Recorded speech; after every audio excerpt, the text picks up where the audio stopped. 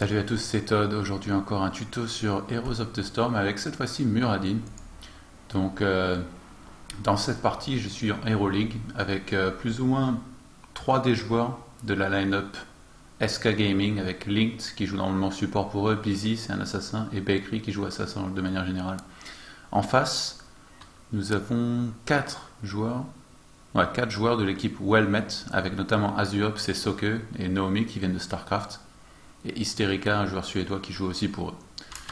Donc là, pendant le draft, on s'est mis d'accord sur le fait qu'il fallait que je joue un tank. Et donc Muradin, c'est un très bon tank et stunner, et donc c'est ça que j'ai choisi. Et donc pour les nostalgiques de Warcraft 3, vous vous souviendrez du Moon Tanking, c'est un petit peu ça en fait. Muradin, c'est le Moon Tanking de Warcraft 3. Le roi de la montagne qui stunnait super fort sur Warcraft, qui peut stunner aussi fort sur Heroes, peut-être pas aussi fort que celui de War 3, mais bon, il est quand même fort. Et là, vous allez voir, avec les bons talents, il fait quand même très très très, très mal. Donc c'est un héros que j'ai pas mal joué, je l'ai déjà niveau 10 aussi. Et donc j'espère pouvoir vous expliquer ce BO que j'utilise, qui est un petit peu le BO du marteau, le BO Hammer Time, on appelle ça en anglais.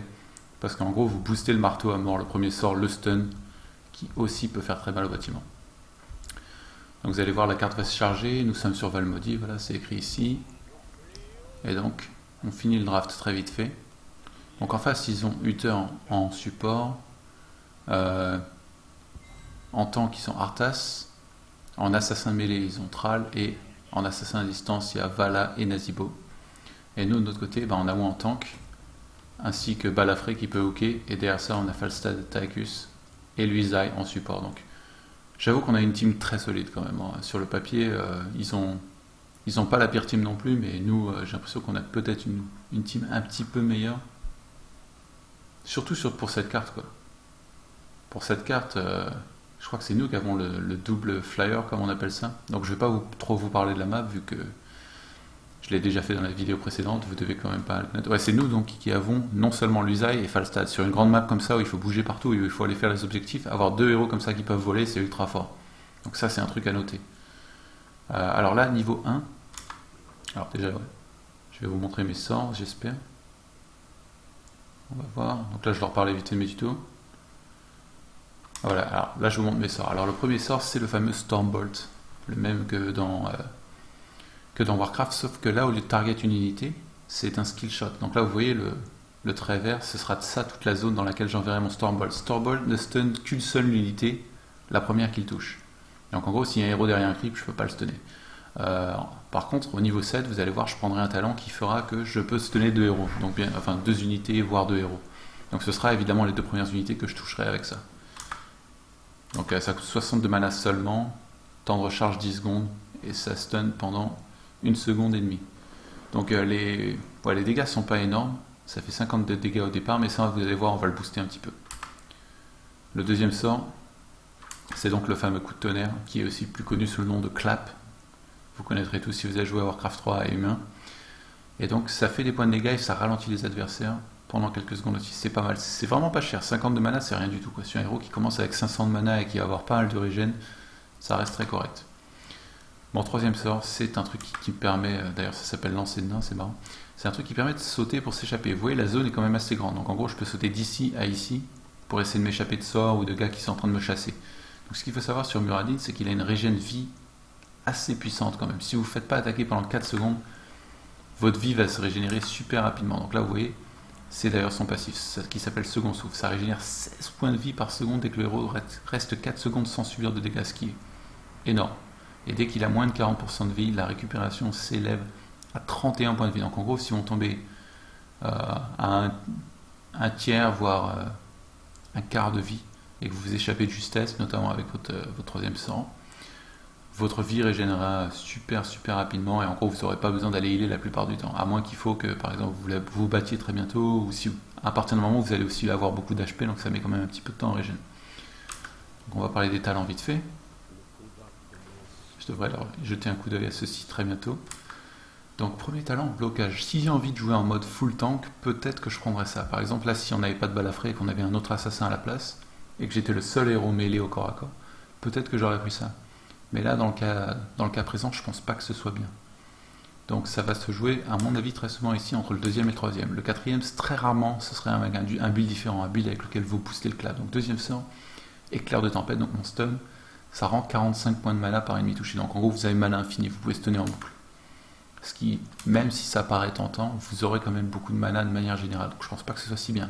Donc on va prendre ça, tempête ultime. Les dégâts d'éclair de tempête sont augmentés de façon permanente de 5 points pour chaque héros ennemi touché. Donc en gros, si vous êtes bon avec le stun, vous passez votre vie à essayer de stunner des héros en début de game, même si ça leur fait aucun dommage, et vous récupérez des points et des points et des points en plus de dommages. Et en gros, en late game, si vous pouvez avoir plus 100 ou plus 200 au Stormbolt, non seulement il fera plus mal quand vous stunnez des héros, mais en plus il va y avoir un autre talent qui va aider contre les bâtiments que vous verrez au niveau 4, qui est totalement énorme aussi. Donc je vais vous montrer ça bientôt. Donc là, ouais, on va pas faire le BO avec le clap boosté, donc on va pas faire ça, et hop, on part sur le troisième. Donc là, on est dans une setup avec Palafré sur la ligne du haut, Brightwing, donc Luisa qui est au milieu, et en bas, je suis avec Falstad et Tychus, donc deux très bons assassins. Et donc là, je vais aller voir. Bon, moi, comme je vous l'ai dit, là, même si je tombe sur 3 gars, normalement, je peux m'échapper avec mon troisième sort. Donc c'est pour ça que j'ai pas peur là d'aller voir dans les bouches s'il y a quelqu'un. Donc là, je vois qu'il y a le fameux Azuops avec son Nazibo en bas. Et donc il a vu qu'on était tous là. Donc je vois aussi que sur la minimap, il y a le Nazibo en bas, leur Vala au milieu et le Hutter en haut. Ça veut dire qu'il leur manque 2 héros et qui sont en train de faire du roam et qui pourraient nous tomber dessus à n'importe quel moment. Donc sachant que mes deux assassins là sur la lane sont ultra fragiles et qu'on n'a pas de healer sur la lane, ce que je fais là, c'est que je me mets au-dessus et que si jamais les assassins, enfin les gars qui roam arrivent, on les verra à l'avance et on pourra reculer et s'échapper. Voir ce fight et les tuer avant qu'ils nous tuent.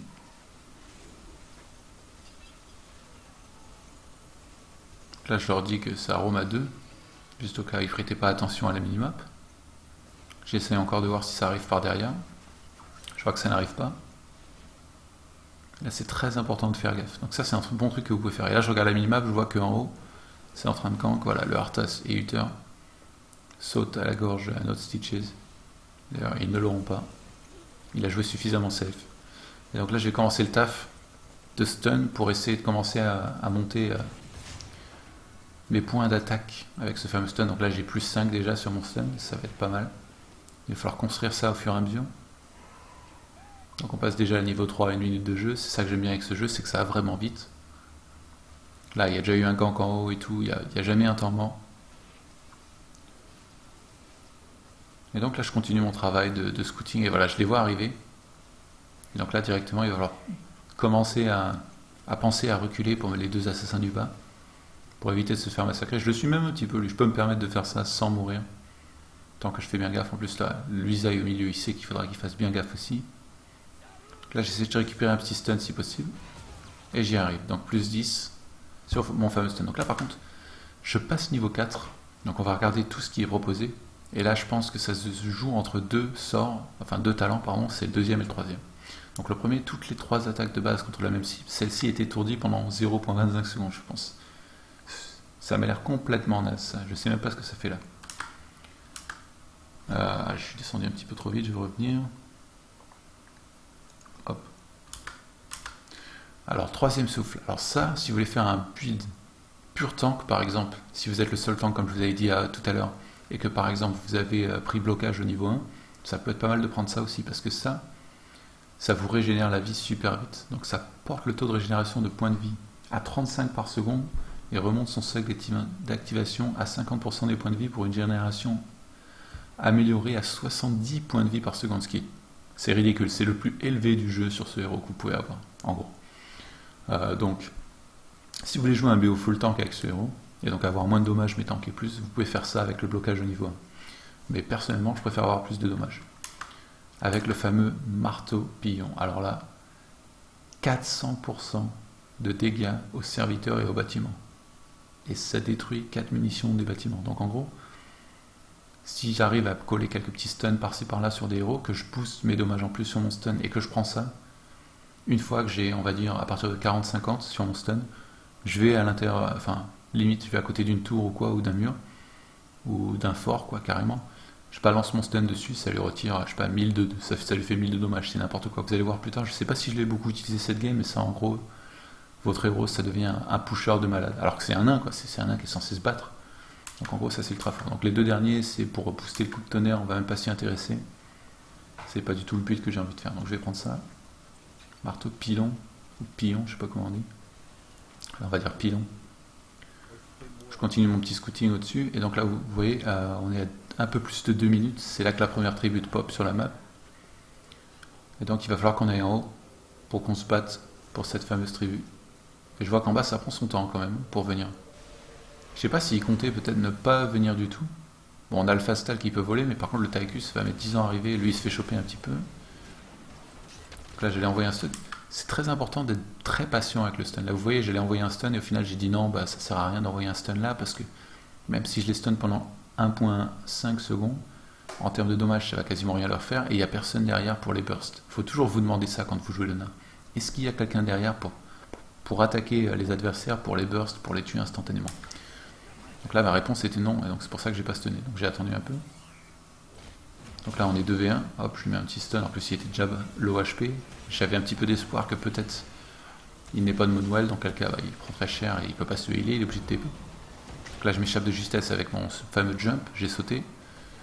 Je vais aller choper le Moonwell, là vous voyez il y a ma régénération qui s'active. Et hop là on continue à couvrir la tribu. Faire bien gaffe que ce soit pas eux qui la prennent. Et donc je commence à la prendre, mais là bon, je sais très bien qu'ils vont essayer de me stopper vu qu'ils sont là, ils sont pas venus là pour rien. Hop, j'envoie un petit stun. Et au final on va tomber Thrall grâce à ce stun. Par contre notre Tychus, qui était vraiment placé n'importe comment d'ailleurs, se fait choper. Et derrière ça on peut peut-être essayer de choper le Nazibo. J'avais pas mon jump là malheureusement. Sinon j'aurais déjà essayé. Donc là c'est important de ne pas rater le stun, hein. Souvenez-vous que c'est un skill shot. Donc là, au moment où je dis ça d'ailleurs je le rate complètement vu que j'étais dans un zombie wall, mais bon c'est pas grave au moins. On a eu la tribu et je l'ai forcé à s'enfuir. D'ailleurs, il a plus de mana, je sais pas trop ce qu'il fait au milieu. Il s'assure qu'il va récupérer l'expérience, je suppose, le Azu. Donc là, devant Arthas, en général, il faut s'enfuir en courant, mais là, en fait, j'ai tellement de capacité à pouvoir sauter et m'enfuir que j'ai pas besoin de paniquer personnellement. Bon, s'ils étaient 2 ou 3, évidemment, je sauterais et je m'ennuie. Je partirais direct, mais bon, là, pas besoin. Niveau 7, éclair transperçant, ça permet de toucher une cible en plus avec le stun. Donc ça, c'est énorme. C'est vraiment énorme. En gros, je vais pouvoir stunner 2 héros quand ils sont côte à côte, ce qui est vraiment énorme. Sur ça, lancé augmente votre vitesse de déplacement de 20% pendant 2 secondes à l'atterrissage du lancer de nain. Donc c'est complètement naze, hein. Mon but c'est pas de m'enfuir sans arrêt et tout, c'est de faire des gros stuns et d'être devant un petit peu pour tanker. Élan du combat réduit le temps de recharge des capacités de 0.5 secondes à chaque attaque de base. Donc ça en gros, si je fais mes sorts, à chaque fois que j'attaque, ça réduit mes sorts, les cooldowns d'une demi-seconde. Vraiment naze quoi, mon but c'est pas d'attaquer et de faire de l'attaque move. Enchaînement, les capacités renforcent les attaques de base. Après l'utilisation d'une capacité augmente les dégâts de la prochaine attaque de base de 25%. Comme j'ai dit, hein, mon but c'est pas de faire des attaques au corps à corps, donc voilà, là, le choix est très clair, c'est le double stun que je vais prendre. Vous allez pouvoir voir normalement un petit peu plus tard dans la vidéo, quand il y aura du fight. Donc lui là, je lui colle un petit stun parce que vous voyez en mana ça me coûte quasiment rien. Et que moi je continue à récupérer des plus 5, plus 5, plus 5 à chaque fois que j'envoie un stun. Et notamment, bah d'ailleurs, vu que je vais avoir le double stun maintenant, si 2 héros se mettent côte à côte, et que j'envoie un stun et que je touche les deux, bah ça me fera plus 10. Donc là je rate complètement mon stun comme un noob.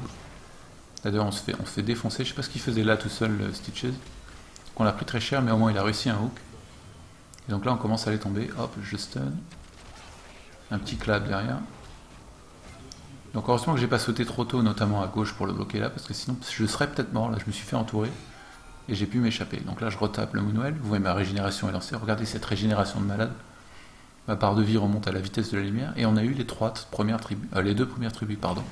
Il nous en manque plus qu'une et nos adversaires sont maudits. Donc on est quand même très bien parti.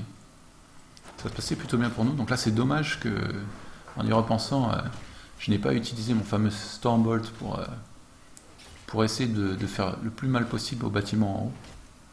J'avoue que j'ai cette fameuse habitude d'essayer de garder le plus de mana possible pour notamment dans les fights être sûr que je tire à quelque chose et tout ça et que j'ai pas un manque de mana.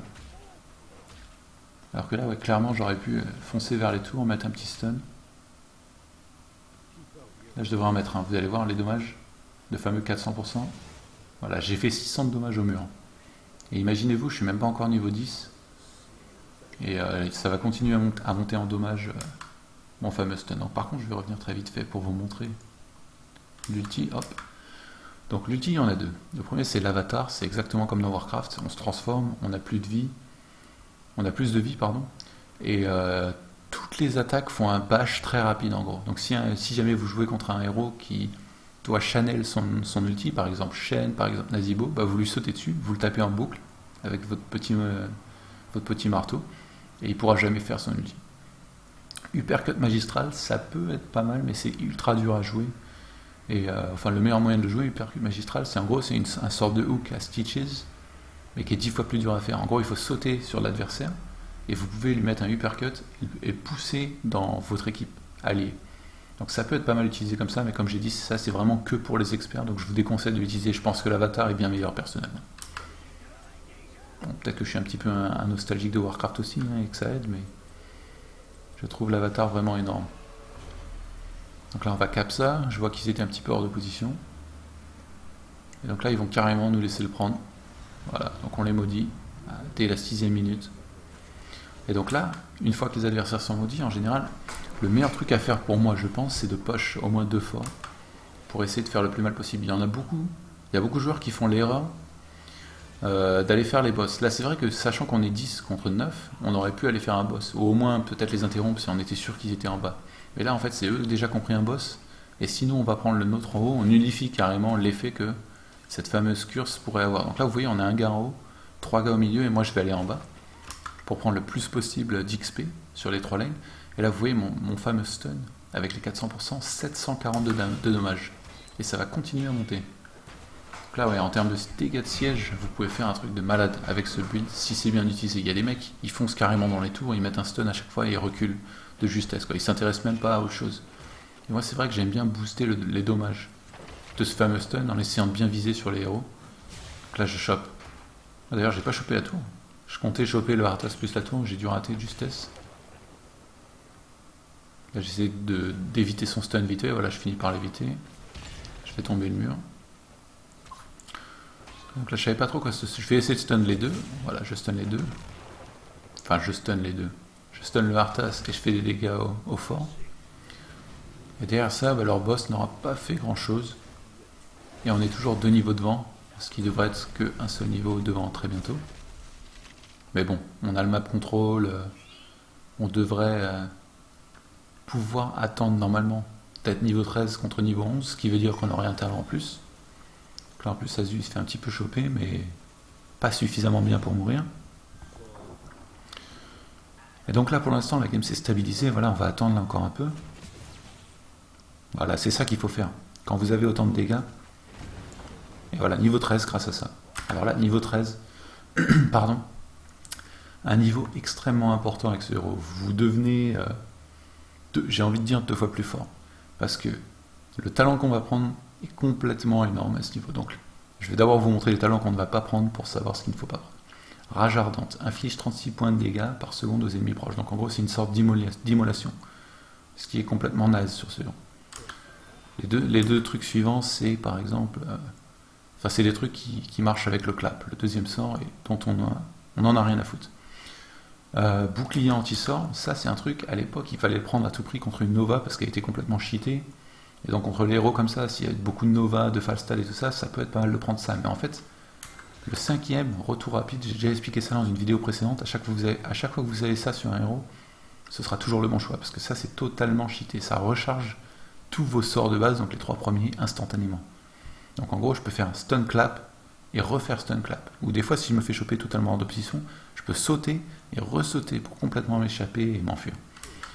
Donc en gros, ça c'est totalement cheaté. Vous allez voir, quand je vais avoir double stun, double clap, ça va rigoler 0 dans les fights. Avec l'avatar, en gros, je suis immortel.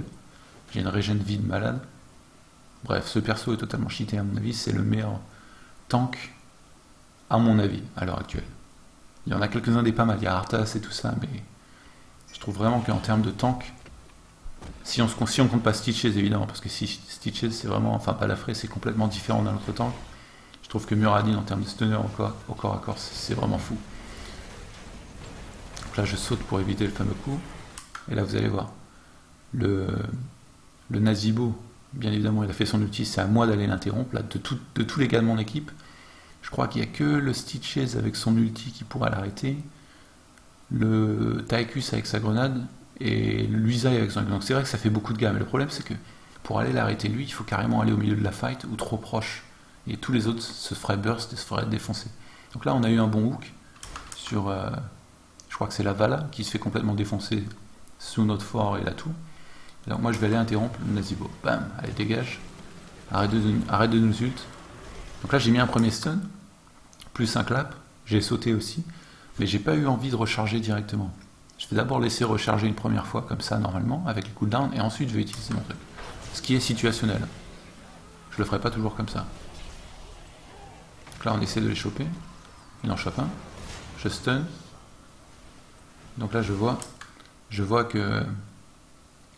Bon, en vrai j'allais dire je vois qu'on n'a pas besoin de le stunner, mais pourtant j'ai quand même utilisé mon fameux reload. Donc vous voyez là j'ai stunné 2 fois d'affilée. Je vais vous rejouer l'action. Regardez bien. Je lui mets un stun.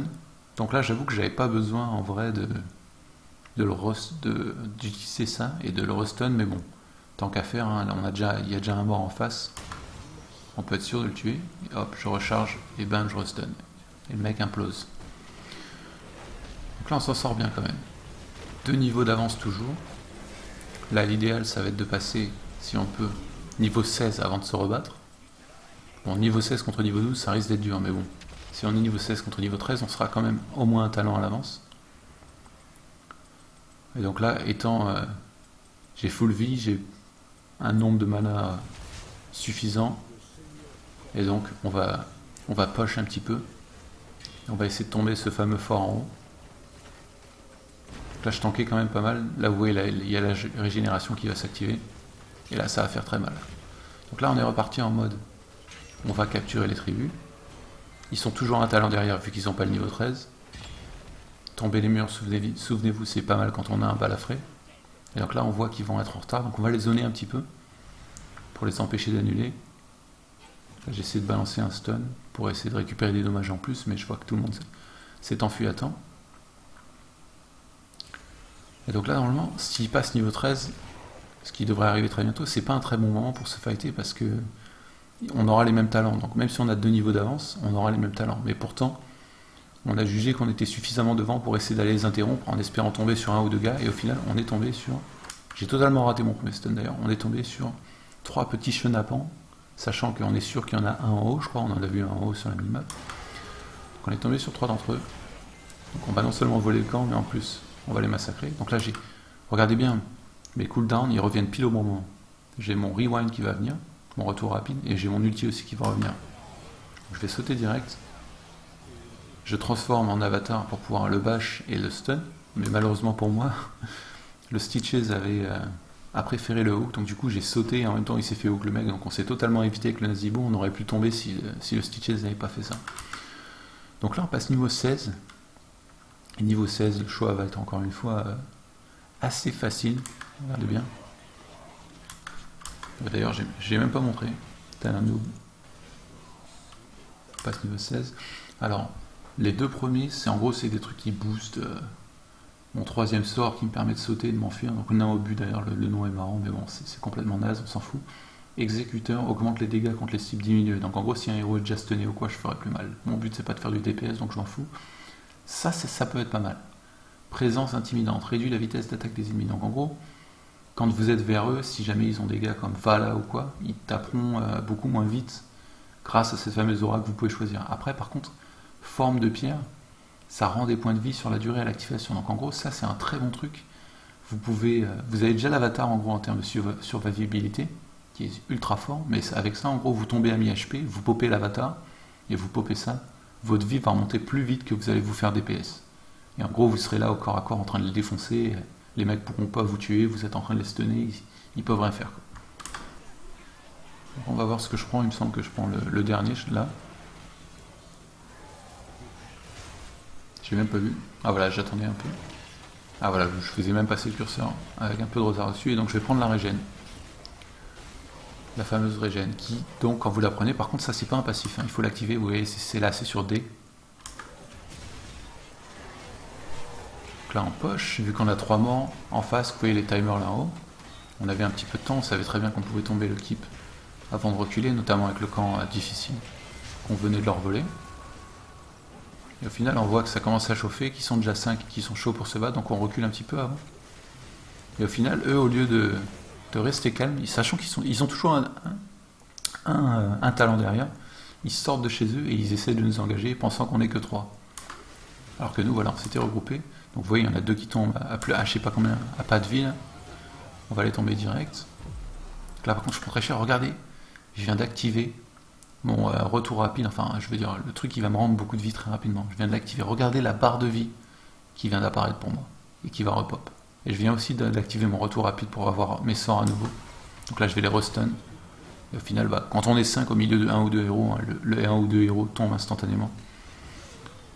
Et donc là, ils se sont un petit peu vénères, ils sont sortis, on a tué les 5. Et quand on tue les 5 juste devant chez eux dans une game comme ça, et qu'ils sont niveau 14, ils ont des timers à une trentaine de secondes, et en général on peut finir la game, et c'est exactement ce qu'on va faire. On va pas se faire prier, on va pas aller farmer, on va pas aller prendre des curses, des tribus ou je ne sais quoi. On va go sur l'accord, les 5 sont morts, et donc ça va être la fin de la game. Il nous lâche d'ailleurs un petit vent d'émeraude là, le Lusai, pour les dégager. J'ai failli mourir à la fin, mais bon. Sauvé par le gond, et hop, on tombe l'accord, et donc voilà. Contre des adversaires très raisonnables, on a totalement dominé. Je pense avoir fait quelques bons petits stuns par-ci par-là qui ont bien aidé. Et notamment mon scouting en début de game nous a permis de nous faire ganker. Après, 15-1 en kill, ça a été quand même à sens unique. On a tous 15-0, sauf le Ticus qui a 15-1. Donc vous voyez en dégâts, j'ai pas un truc monstrueux. Hein. J'ai moins de 10 000 en dégâts de héros. J'ai 36 000 en dégâts siège, ce qui est, on va dire, un score moyen, quoi. Je suis ni premier ni dernier, mais là où j'ai beaucoup servi, c'est en termes d'être là dans les fights pour tanker. Il n'y a pas de stats en termes de tanking ici, et en termes de stun. En termes de stun, j'ai passé je sais pas combien de stuns dans les fights qui nous ont permis de tomber les adversaires ultra rapidement, sans qu'ils puissent faire leur sort, sans qu'ils puissent survivre, sans qu'ils puissent faire quoi que ce soit. Donc j'ai fait mon taf. Donc voilà, c'est tout pour ce tuto sur Muradin. Laissez-moi des commentaires et à la prochaine.